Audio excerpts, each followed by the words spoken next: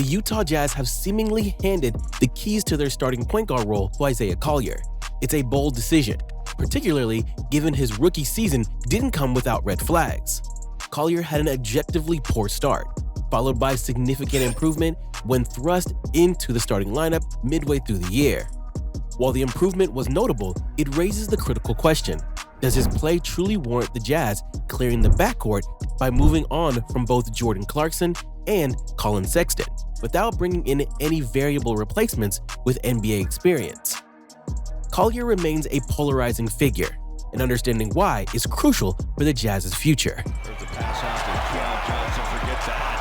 Collier races to the rack. Oh my goodness! Just to be clear, we've always seen Collier's immense upside. Prior to last year's draft, we made a video that highlighted him as a potential steal if he slipped. For those that haven't been following him before he entered the league, Collier arrived with tons of pedigree.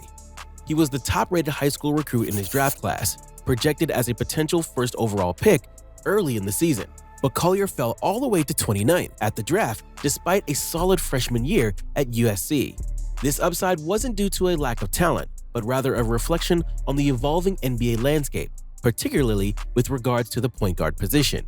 Modern team-building philosophies have increasingly phased out point guards who either lack defensive versatility or, more critically, cannot consistently shoot the three-pointer.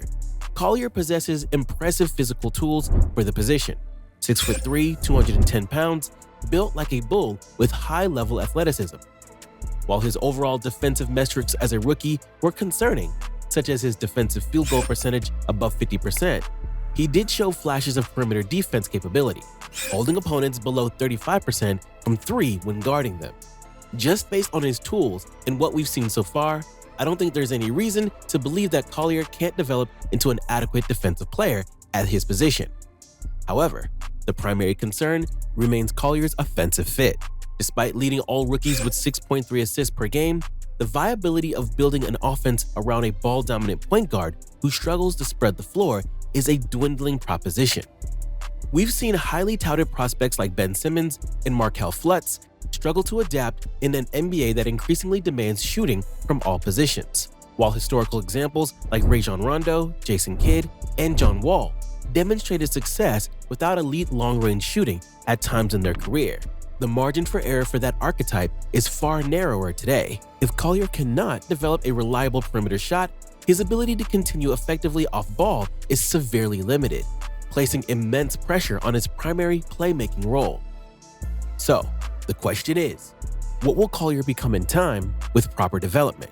To truly understand Collier's trajectory, we've compiled his rookie season statistics and stacked them against point guards who, like him, entered the league lauded for athleticism but plagued by inconsistent shooting.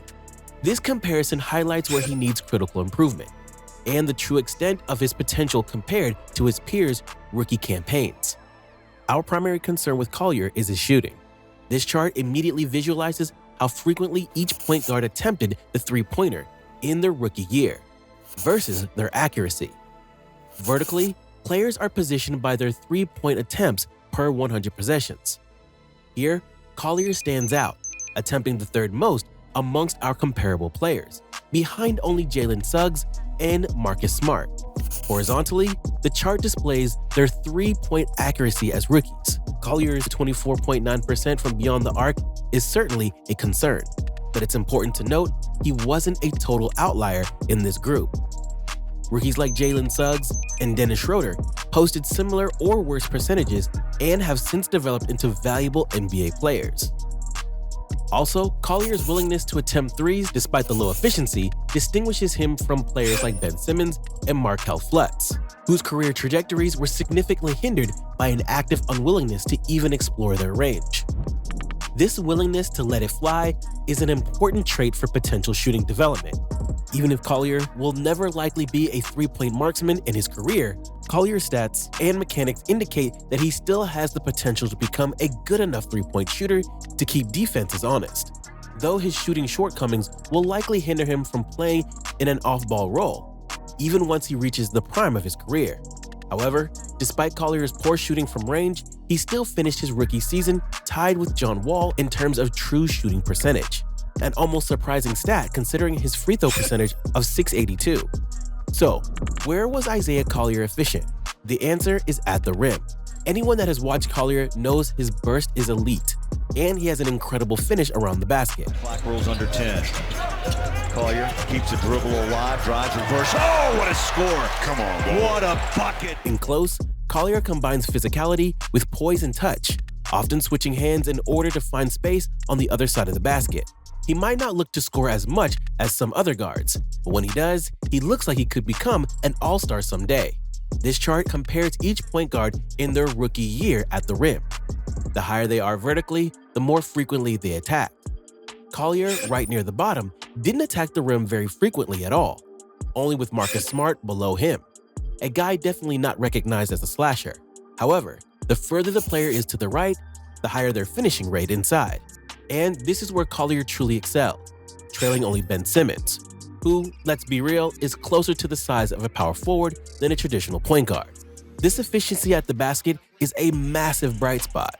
If Collier wants to take his scoring to another level on offense, he's going to need to drive to the rim much more aggressively.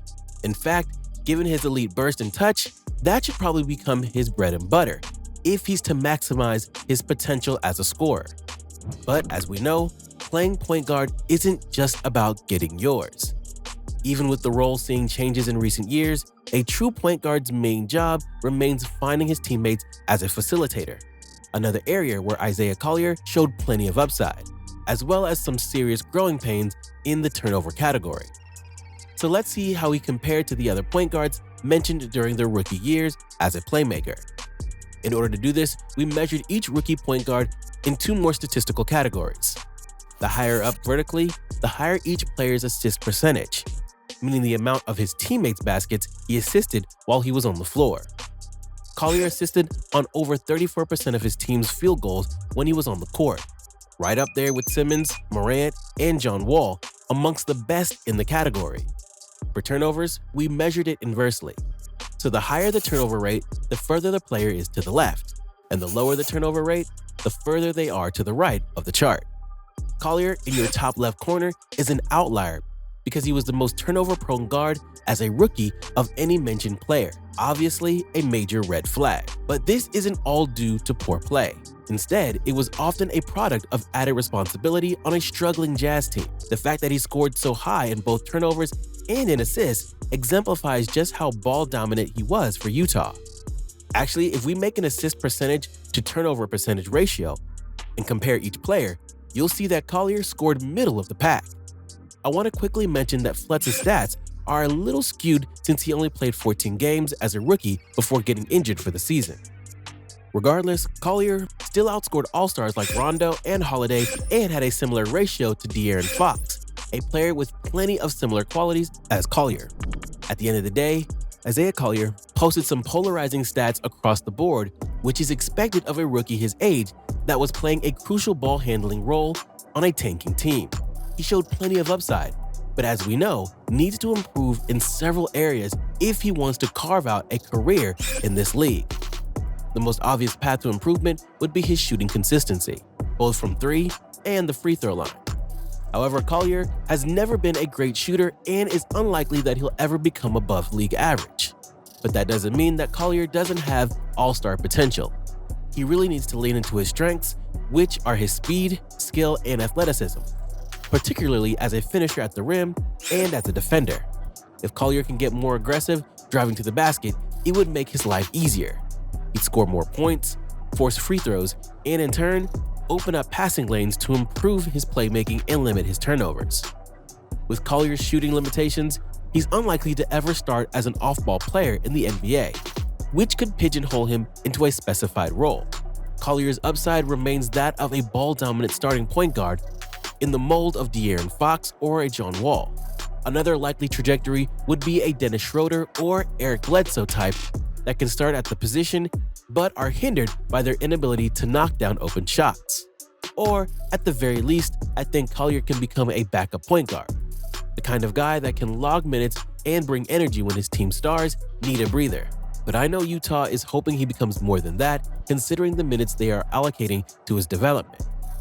But we want to know what you guys think. How good is Isaiah Collier, and what kind of player will he develop into at the NBA level?